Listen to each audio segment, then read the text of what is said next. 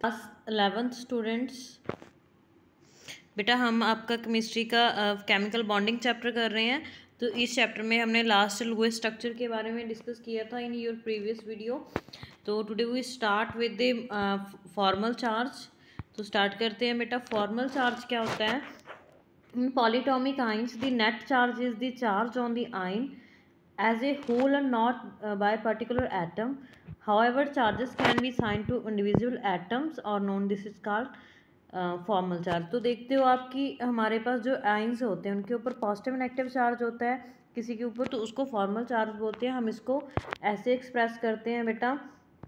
तो मैं आपको बताती हूँ इसका क्या फॉर्मूला होता है फॉर्मल चार्ज। तो फॉर्मल चार्ज को हम एफसी लिखते हैं on a atom in a Lewis structure. तो total number of valence electron in the free atom. तो हम देखते हैं कितने उसमें वैलेंस इलेक्ट्रॉन है in the free atom. Total number of non bondings, तो नॉन बॉन्डिंग्स कितनी है, और 1/2 ऑफ दी बॉन्डिंग जो उसने इलेक्ट्रॉन शेयर किए हैं। तो फर्स्ट वन इज कैसे हम इसको निकालते हैं। तो it does not indicate the real charge. तो ये इंडिकेट नहीं करता रियल चार्ज को। Let us consider the ozone molecules. तो हम ओजोन मॉलिक्यूल्स को कंसीडर करेंगे। Lewis structure of a O3 में बी ड्रॉन। तो लुईस स्ट्रक्चर जो हम ऐसे ड्रॉन करेंगे, ओ आपको पता ही है रेजोनेंस स्ट्रक्चर्स ओ की ऐसे होती हैं। तो हमने O3 को ड्रॉन किया।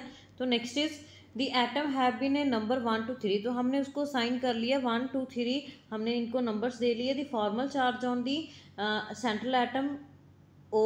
तो जब भी हम 1 को मतलब सेंट्रल एटम मानेंगे, ओ को जो हमारे पास ये वाला है, तो इसको जब भी आप सेंट्रल एटम मानोगे तो आपने उसके ऊपर क्या करना है, उसको सेंट्रल एटम मान के फिर उसको 1 साइन करोगे और उसके ऊपर चेक करोगे क्या क्या चार्जेस वगैरह है।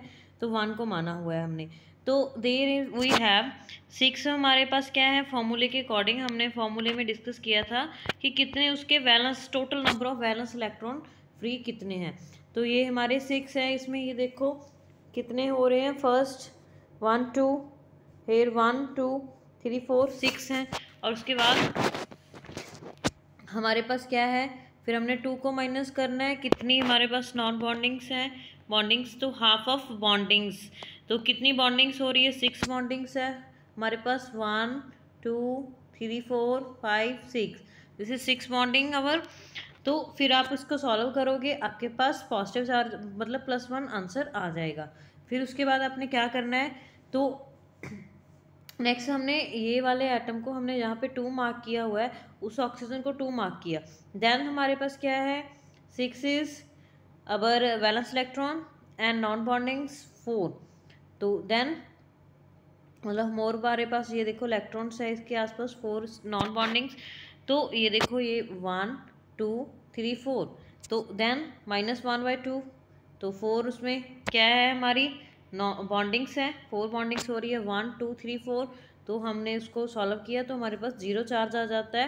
Next is end of mark 3, same as हमें इसको सॉल्व करेंगे तो हमारे पास -1 आंसर आ जाएगा। ऐसे हम किसी भी जो हमारे पास मॉलिक्यूलर स्ट्रक्चर है उसका हम निकाल सकते हैं उनके ऊपर क्या फॉर्मल चार्ज है। Next is limitations of the octet rule.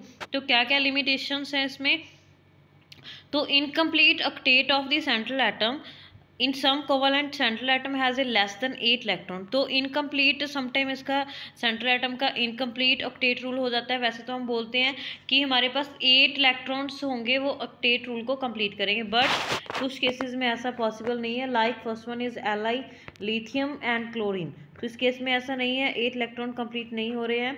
तो कुछ में ऐसा नहीं होता। फॉर एग्जाम्पल्स ऐसे ही हाइड्रोजन बेरिलियम के केस में होता है, ठीक है। ऐसे ही मतलब कुछ केसेस ऐसे हैं जहाँ पे ऑक्टेट रूल कंप्लीट नहीं होता।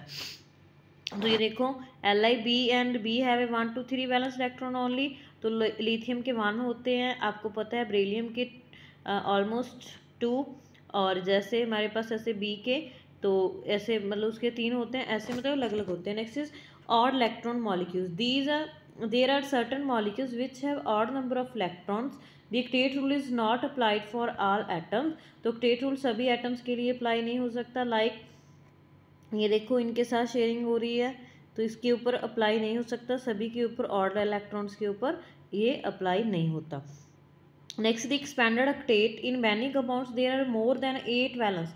तो कुछ में क्या होता है हमारे पास 8 से इलेक्ट्रॉन्स बढ़ जाते हैं तो हम उसको मतलब इट इज़ एक्सपेंडेड ऑक्टेट, तो ऑक्टेट रूल को वो एक्सपेंड कर देते हैं, लाइक जिसमें देखो PF5 this there is 10 electrons exist, and then PF6 and here is 12 electron exist, so that's why our octet rule is expanded, so that's why it is not a applicable on the all molecules.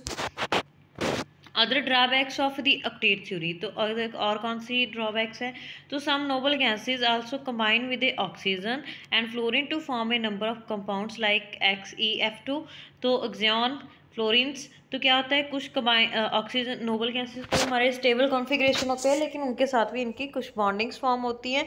This theory does not account for shape of molecules, तो हम इसको किसी molecules की shape find करने के लिए use नहीं कर सकते, तो इसको ये एनर्जी से कोई रिलेटेड नहीं है. The molecules are relative stability, तो मॉलिक्यूल स्टेबिलिटी से रिलेटेड होते हैं.